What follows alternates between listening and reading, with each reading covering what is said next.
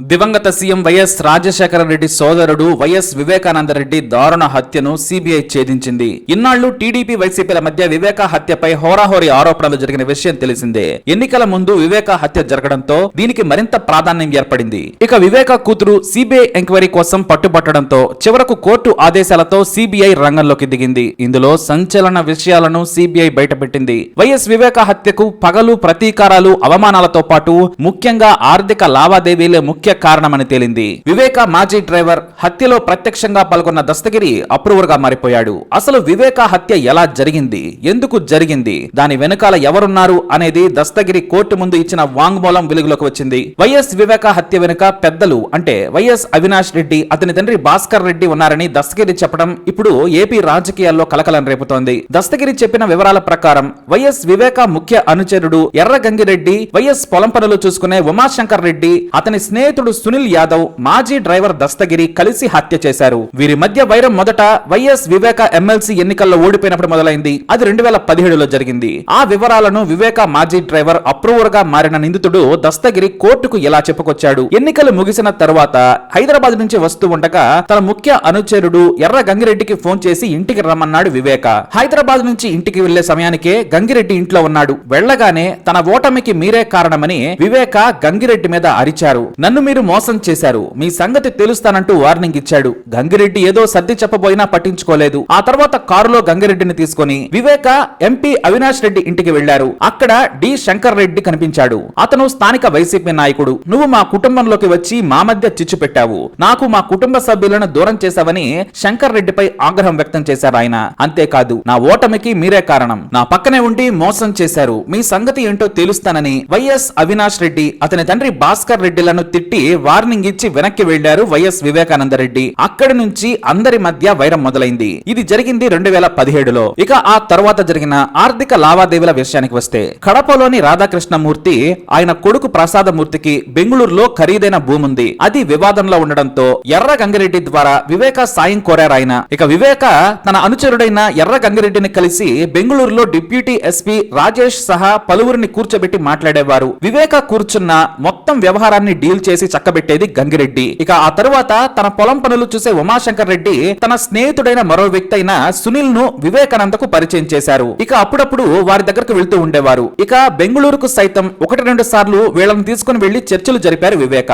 అయితే కొన్నిసార్లు వివేకానంద రెడ్డికి తెలియకుండా ఎర్ర గంగిరెడ్డి ఒంటరిగా వెళ్లి ల్యాండ్ సెటిల్మెంట్ గురించి మాట్లాడి వచ్చేవారు. ఈ విషయం కాస్త వివేకానంద రెడ్డికి తెలిసింది. ఇది తెలిసి తననే బైపాస్ చేస్తున్నాడని ఆగ్రహం వ్యక్తం చేశాడు వివేక.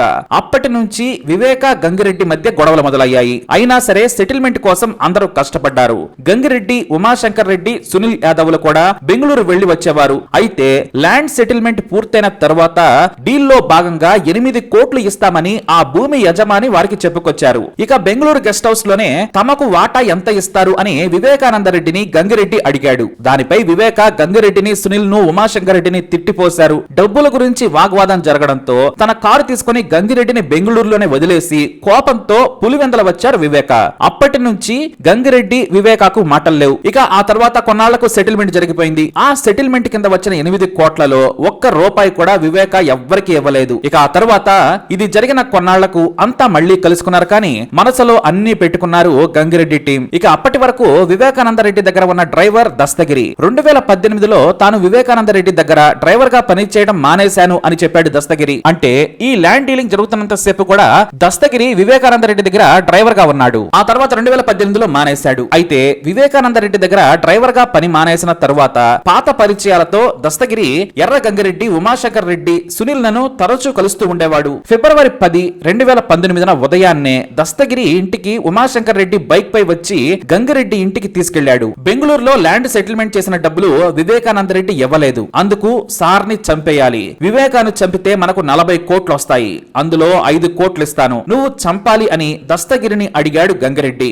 నేను సార్ దగ్గర పనిచేశాను, నేను చంపలేను, నాకు భయంగా ఉందన్నాడు దస్తగిరి. నువ్వు భయపడొద్దు, నీతో పాటు మేము ఉంటాం, వివేకాను హత్య చేయించే విషయంలో పెద్దలున్నారని చెప్పాడు గంగిరెడ్డి. ఆ పెద్దలెవరు అని దస్తగిరి అడగ్గా ఎంపీ వైఎస్ అవినాష్ రెడ్డి, అతని తండ్రి భాస్కర్ రెడ్డితో పాటు వారి అనుచరుడు డి శంకర్ రెడ్డి ఉన్నారని చెప్పారు. దీంతో అతనికి ధైర్యం వచ్చేసింది. నువ్వేం భయపడద్దు, వివేకానంద రెడ్డిని చంపిన తరువాత మిగతాదంతా వాళ్లు చూసుకుంటారని చెప్పారు. అయినా సరే హత్య చేయను అని చెప్పడంతో దస్తగిరికి డబ్బులను ఎరగా వేశాడు గంగిరెడ్డి. నువ్వు ఇన్నాళ్లు ఏం సంపాదించుకున్నావు? నీకు ఇల్లు కూడా లేదు. ఈ హత్య చేస్తే 5 కోట్లు ఇస్తాము, లైఫ్ సెటిల్ అవుతుంది, అడ్వాన్స్ గా 1 కోటి ఇస్తామని చెప్పారు గంగిరెడ్డి. హత్య చేసే సమయంలో మేము కూడా ఉంటామని చెప్పారు. దీంతో సరేనన్నాడు దస్తగిరి. సరిగ్గా వారం తర్వాత పులివెందులలోని హెలీప్యాడ్ దగ్గర ఎవరూ లేని సమయంలో గంగిరెడ్డి ఇచ్చాడని సునీల్ 1 కోటి రూపాయలు ఇచ్చాడు. తనకు అర్జెంట్ గా అవసరం ఉన్నాయని అందులో 25 లక్షలు వాడుకున్నాడు దస్తగిరి. ఆ తర్వాత 75 లక్షలను మున్నా అనే స్నేహితుడి దగ్గర దాచాడు దస్తగిరి. ఒక ల్యాండ్ సెటిల్మెంట్ లో వచ్చాయని అతనికి చెప్పాడు.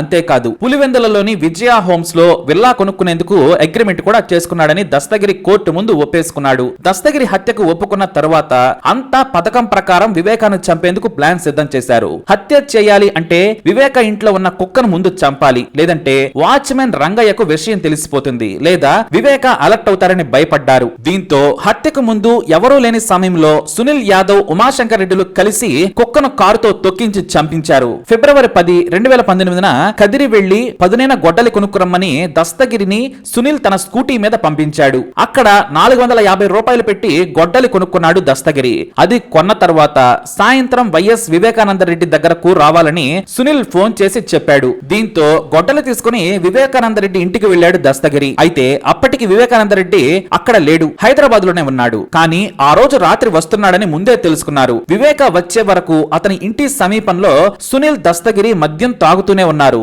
రాత్రి 11:40 వివేక కారు ఇంట్లోకి వెళ్లడం గమనించారు. సునీల్ ఈ విషయాన్ని చెప్పడంతో ఉమాశంకర్ రెడ్డి తన పల్సర్ పై గంగిరెడ్డిని తీసుకుని వివేకానంద రెడ్డి ఇంటికి వచ్చాడు. గంగిరెడ్డి వివేక ఇంట్లోకి వెళ్లాడు. ఇక రాత్రి 1 గంట వరకు ముగ్గురు అంటే దస్తగిరి, సునీల్, ఉమాశంకర్ రెడ్డి ఇంటి వెనుకకు చేరుకొని మద్యం తాగుతూ ఉన్నారు. సరిగ్గా 1:40 వైఎస్ ఇంటి వెనుక డోరు తీశాడు గంగిరెడ్డి. అయితే ఆ ప్రహరీ గోడ దూకి ఇంట్లోకి చేరుకున్నారు. మొత్తం ఇంటి ముందు వాచ్మెన్ రంగయ్య గేటు దగ్గర పడుకొని ఉన్నాడు. విశాలమైన కాంపౌండ్ లో ఏ చప్పుడు కూడా అతనికి వినపడదు. ఇక రాత్రి సమయంలో హాల్లో ఉన్న వివేక ఇంట్లోకి వచ్చిన దస్తగిరి, సునీల్, ఉమాశంకర్ రెడ్డిలను చూసి షాక్ అయ్యాడు. ఇంత రాత్రి సమయంలో వీళ్ళెందుకు వచ్చారని వివేక అడిగాడు. బెంగళూరు ల్యాండ్ డీల్ 8 కోట్ల గురించి మాట్లాడటానికి వచ్చారని గంగిరెడ్డి చెప్పాడు. వివేక వెంటనే కోపంతో గంగిరెడ్డిని తిట్టాడు. ఎన్నిసార్లు మీకు చెప్పాలి? సెటిల్మెంట్ నేను చేస్తే మీకెందుకు డబ్బులు ఇస్తానని చెప్పాడు. మరోసారి డబ్బుల గురించి అడగొద్దని వార్నింగ్ ఇచ్చాడు వివేక. మేము 6 నెలలు కష్టపడ్డాం, మొత్తం మాట్లాడింది మేమే కదా అంటూ సునీల్ నిలదీయడంతో వివేక తిట్టడం మొదలు పెట్టాడు. ఆ వెంటనే సునీల్ కోపంగా వెళ్లి వివేకాను నెట్టేసి ఛాతి మీద బలంగా 10 సార్లు గుద్దాడు. అప్పటికే అతని గుండెకు స్టంట్ వేసుకున్న విషయం అందరికీ తెలుసు. దీంతో కావాలనే ఛాతిపై పిడిగుద్దులు గుద్దాడు సునీల్. డబ్బుల గురించి అడిగితే ఇవ్వనన్నాడు. దీంతో ఉమాశంకర్ రెడ్డి వివేక చెంపపై పలుమార్లు కొట్టాడు. ఇక కింద పడి నొప్పితో విలవలాడుతున్న వివేక నన్ను వదిలేయాలని ప్రాధేయపడ్డాడు. ఇంతలో ఇంట్లోని బీరువాలను వెతికి కొన్ని డాక్యుమెంట్లను తీసుకున్నారు గంగిరెడ్డి, ఉమాశంకర్ రెడ్డి. ఆ పత్రాలు ఎందుకు తీస్తున్నారని వివేక గట్టిగా అరిచి చేయి పైకెత్తాడు. అప్పుడే దస్తగిరి 450 రూపాయలు పెట్టి కొనుక్కొచ్చిన ఆ గొడ్డలితో చేయిపై నరికాడు. మళ్లీ నొప్పితో విలవలలాడాడు వివేక.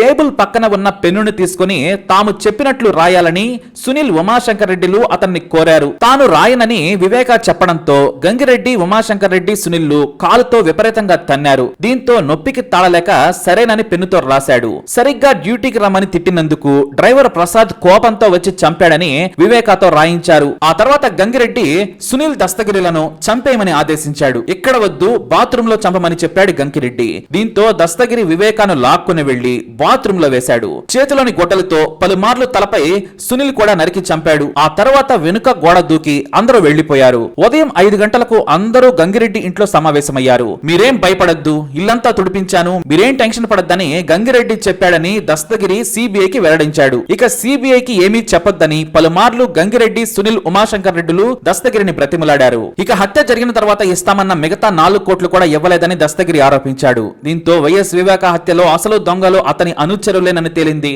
ఆగస్టు 25న ప్రొద్దుటూరు జిల్లా ప్రిన్సిపల్ జూనియర్ సివిల్ జడ్జి న్యాయస్థానంలో దస్తగిరి ఇచ్చిన వాంగ్మూలం ఇప్పుడు వెలుగులోకి రావడం సంచలనంగా మారింది. అయితే హత్యలో ప్రత్యక్షంగా పాల్గొన్న వీరికి శిక్ష పడే ఛాన్స్ ఉంది. మరి తమ వెనుకాల పెద్దలు ఉన్నారని గంగిరెడ్డి ఆ రోజు దస్తగిరితో ఎంపీ అవినాష్ రెడ్డి, భాస్కర్ రెడ్డిల పేర్లు చెప్పడం మరింత సంచలనం. మరి వారి ప్రమేయంపై సిబిఐ ఏం తేల్చనుందనేది ఇప్పుడు ఆసక్తిగా మారింది. అసలు వారి హస్తం ఉందా లేదా కేవలం దస్తగిరిని నమ్మించేందుకు గంగిరెడ్డి అలా చెప్పాడా అనేదే ఇక్కడ ఆసక్తిగా మారింది. మరి దొంగలైతే దొరికారు, మరి వారి వెనక నిజంగానే ఎవరైనా ఉన్నారా అనేది తేలాల్సి ఉంది. మొత్తానికి వైఎస్ వివేక హత్య కేసు ఒక కొలిక్కి వచ్చింది. మరి దీనిపై మీ అనుమానాలను కమెంట్ల ద్వారా వ్యక్తం చేయండి. ఈ వీడియో అప్డేట్స్ కోసం మై ఛానల్ ఫాలో అవ్వండి. అలాగే తప్పకుండా సబ్స్క్రైబ్ చేసుకోండి.